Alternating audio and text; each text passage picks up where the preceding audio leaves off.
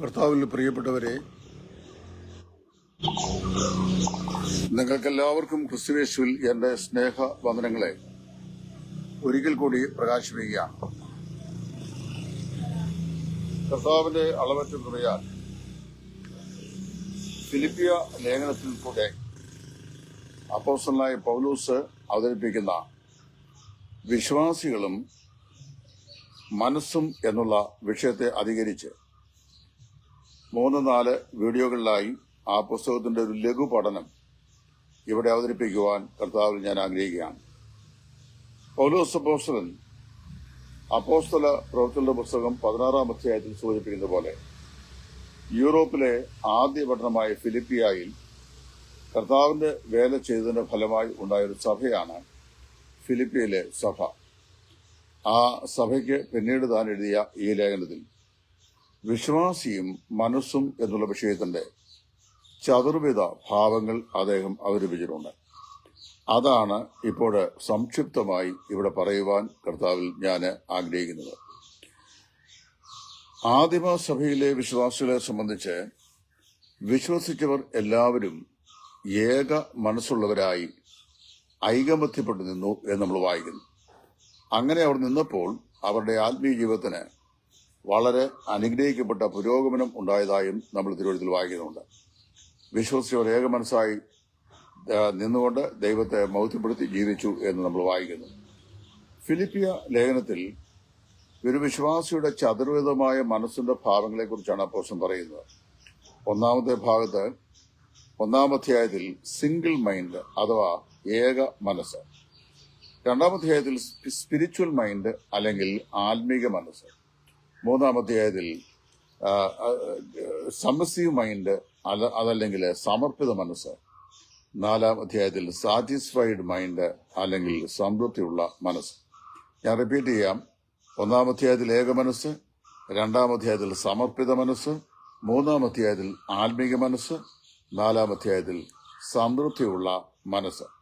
അതിൽ 1-ാം അധ്യായത്തിൽ വിശ്വാസികളായ ഈ ഫിലിപ്പിയിലെ ആളുകൾ അവരെല്ലാവരും ഏക മനസ്സുള്ളവരായിരുന്നു എന്ന് വായിക്കുന്നു. വിശ്വാസികൾ ഏക മനസ്സുള്ളവരായിരിക്കുമ്പോൾ എന്തെല്ലാം കാര്യങ്ങൾ സംഭവിക്കുന്നു? 1, അവർ സുവിശേഷത്തിന്റെ കൂട്ടായ്മ ഉള്ളവരായിത്തീരുന്നു.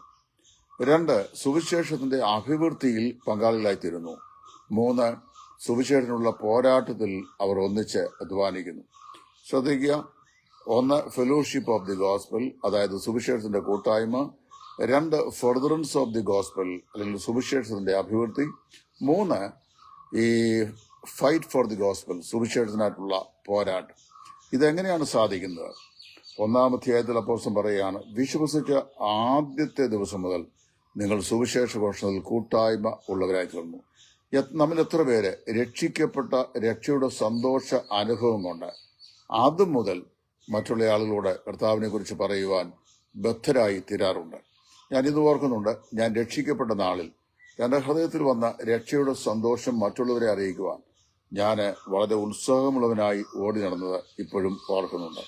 എവിടെ നടന്നാലും വേദപുസ്തകത്തിലെ വാക്യങ്ങൾ വിളിച്ചു പറയുക, നല്ല ക്രിസ്തീയ ഗാനങ്ങൾ പാടുക, സുവിശേഷത്തിൽ വിശ്വസിച്ച് രക്ഷിക്കപ്പെടണം എന്ന് ആഹ്വാനം ചെയ്യുക. ഇതൊക്കെ ആ നാളുകളിൽ ദൈവാത്മാവ് എളിവിൽ കൂടി പ്രവർത്തിച്ചത് ഞാൻ ഓർക്കുന്നുണ്ട്. അത് സുവിശേഷത്തിന്റെ കൂട്ടായ്മയാണ്. ഈ ഫിലിപ്പിയിലെ വിശ്വാസികൾ രക്ഷിക്കപ്പെട്ട 1-ാം ദിവസം മുതൽ അവർ സുവിശേഷത്തിന്റെ കൂട്ടായ്മയിൽ പങ്കാളികളായിരുന്നു. 2, നമ്മൾ വായിക്കുന്നു, അവർ സുവിശേഷത്തിന്റെ അഭിവൃദ്ധിയിൽ പങ്കാളികളായി. അതെങ്ങനെയാ സാധിക്കുന്നത്? മറ്റുള്ള ആളുകളോട് സുവിശേഷം അറിയിക്കുവാൻ, സുവിശേഷം അറിഞ്ഞില്ലാത്ത ഇടങ്ങളിൽ കർത്താവിനെ കുറിച്ച് പ്രസംഗിക്കാൻ ഇവരെ തങ്ങളെ തന്നെ സമർപ്പിച്ചുകൊണ്ട് അവർ ദൈവസഭയിൽ പ്രയോജനമുള്ള വിശ്വാസികളായിരുന്നു. നമ്മളെ കൊണ്ടും സാധിക്കണം. നമ്മൾ വർഷത്തിലെ പരസ്യയോഗങ്ങളിൽ കൂടിയോ ഭവന സന്ദർശനങ്ങളിൽ കൂടിയോ കൺവെൻഷനിൽ കൂടിയോ അതല്ലെങ്കിൽ വ്യക്തിഗത സുവിശേഷികളിൽ കൂടിയോ ഒക്കെ ചെയ്യുന്നത് നാം അനുഭവിക്കുന്ന രക്ഷയുടെ സന്തോഷം അത് അനുഭവവേദ്യമാക്കിയിട്ടില്ലാത്ത ആളുകളുടെ കാതുകളിലേക്ക് അത് എത്തിച്ച് കൊടുക്കുകയാണ്. യെശയ്യാ പ്രവാചകൻ പറയുമ്പോൾ ഇങ്ങനെ പറയുന്നു, നന്മ സുവിശേഷിക്കുന്നവരുടെ കാൽ പർവ്വതങ്ങൾ എത്ര മനോഹരം. പ്രിയമുള്ളവരെ, നമ്മുടെ ജീവിതം കൊണ്ട് സുവിശേഷം അഭിവൃദ്ധിപ്പെടുവാൻ ഇടയായിത്തീരണം. നിർഭാഗ്യവശാൽ AD 56 സുവിശേഷം ഇന്ത്യയിലെത്തി, കേരളത്തിലെത്തി എന്ന് നമ്മൾ വിശ്വസിക്കുകയും പഠിപ്പിക്കുകയും ചെയ്യുന്നുവെങ്കിലും കേരളത്തിൽ നിന്നും നമ്മൾ കേവലം 2.5% ആളുകൾ മാത്രമാണ്. അല്ല, ഇന്ത്യയിൽ നമ്മൾ 2% മാത്രമാണ്. എന്താ കാരണം? സുവിശേഷം വേണ്ടത്ര നിലയിൽ നാം മുഖാന്തരമായി അഭിവൃദ്ധിപ്പെടുവാൻ ഇടയായിട്ടില്ല, അല്ലെങ്കിൽ അതിന്റെ പ്രായോഗിക വശത്ത് അത് എത്തേണ്ടിടത്ത് എത്തിയിട്ടില്ല എന്നുള്ളതാണ്. അപ്പോൾ വാസ്തവത്തിൽ സുവിശേഷത്തിന് പേരുണ്ടാകുന്ന സംഘടനകളല്ല, സുവിശേഷം അറിയിക്കുന്നതിലാണ് നമുക്ക് വാസ്തവത്തിൽ അഭിവൃദ്ധി ഉണ്ടാകേണ്ടത്. 3, ഈ പൗലോസ് അപ്പോസ്തലൻ കാരാഗൃഹത്തിലായി എന്നറിഞ്ഞപ്പോൾ ഈ വിശ്വാസികൾ എല്ലാവരും കുറിച്ചു ഐക്യഭാവമുള്ളവരായി, ഏക മനസ്സുള്ളവരായി അവർ സുവിശേഷത്തിന് വേണ്ടി പോരാടാൻ തയ്യാറായി. തങ്ങളെ സുവിശേഷം അറിയിച്ച ദൈവത്തിന്റെ ദാസൻ കാരാഗൃഹത്തിലായിരിക്കുന്നു എന്നറിഞ്ഞു കഴിഞ്ഞപ്പോൾ അന്ന് വരെ സുവിശേഷം പ്രസംഗിക്കാൻ അറിയാത്തവർ പോലും, അല്ലെങ്കിൽ രക്ഷപ്പെടാത്തവർ പോലും കർത്താവിന്റെ വേളയിൽ ഇറങ്ങി പുറപ്പെട്ടു. പൗലോസ് അതിനെ കുറിച്ചൊരു പരാമർശവും പറഞ്ഞുകൊണ്ട്, ചിലർ ക്രിസ്തുവിനെ അസൂയയും പിണക്കം നിമിത്തം പ്രസംഗിക്കുന്നു, ചിലർ നല്ല മനസ്സോടെ തന്നെ, എങ്കിലും അതിൽ ഞാൻ സന്തോഷിക്കുന്നു, അവർ ക്രിസ്തുവിന്റെ ക്രൂശിനെ അല്ലയോ പ്രസംഗിക്കുന്നത്. പ്രിയമുള്ളവരെ, അവർ കർത്താവിന് വേണ്ടി പോരാടുവാൻ തീരുമാനിച്ചു. നമ്മുടെ ജീവിതത്തിൽ നമ്മൾ ഏക മനസ്സുള്ളവരായി ഇരിക്കുമ്പോൾ, അതായത് വിശ്വസ്തരായ നാം ക്രിസ്തുവേശുവിൽ ഏകഭാവമുള്ളവരായി, ഏക മനസ്സുള്ളവരായി, ഐക്യതയുള്ളവരായി നമ്മൾ ജീവിക്കുമ്പോൾ നമ്മുടെ ജീവിതത്തിൽ സുവിശേഷത്തിന്റെ കൂട്ടായ്മയും സുവിശേഷത്തിന്റെ അഭിവൃദ്ധിയും അതുപോലെ സുവിശേഷത്തിന്റെ വേണ്ടിയുള്ള പോരാട്ടവും നമ്മുടെ ജീവിതത്തിൽ ഉണ്ടാകും. അത് നമുക്ക് സാധിക്കണം. ഇത് 3 സാധിക്കുന്നില്ലെങ്കിൽ നമ്മൾ സുവിശേഷം വാസ്തവത്തിൽ പ്രായോഗിക തലത്തിൽ പ്രയോജനപ്പെടുത്തുന്നു എന്ന് വരുന്നില്ല. അപ്പോൾ വാസ്തവത്തിൽ ഇതിന് സാധിക്കുന്നത് ചെയ്യണം, നമ്മൾ ഏക മനസ്സുള്ളവരായി തീരണം. നമ്മൾ ഇന്ന് ഒരുപാട് വിഭാഗങ്ങളായി ചിഹ്നിച്ചിറപ്പെട്ടിരിക്കുകയാണ്. എല്ലാ വിഭാഗങ്ങളും തങ്ങൾ വിശ്വസിക്കുന്നതും തങ്ങൾ പഠിപ്പിക്കുന്നതുമാണ് ഏറ്റവും ശരി എന്ന് പറയുന്ന ആളുകളാണ്. അതിലൊരു വസ്തുത മനസ്സിലാക്കേണ്ടതായിട്ടുണ്ട്.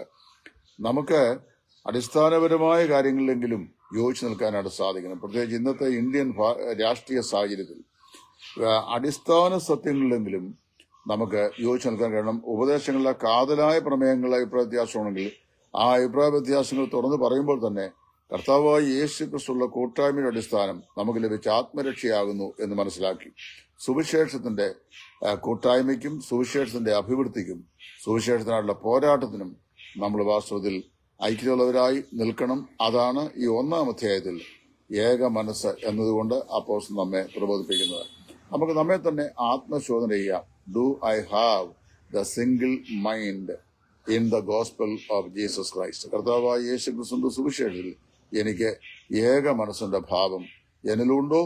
എനിക്ക് ആ ഐക്യതാഭാവം അത് പ്രകടമാക്കുവാൻ സാധിക്കുന്നുണ്ടോ എന്ന് നമുക്ക് നമ്മെ തന്നെ ആത്മശോധന ചെയ്യാം, പരിശോധിക്കാം. ഇല്ലെങ്കിൽ ഏക മനസ്സുള്ളവരായി കർത്താവിന് വേണ്ടി പോരാട്ടം കഴിക്കാം.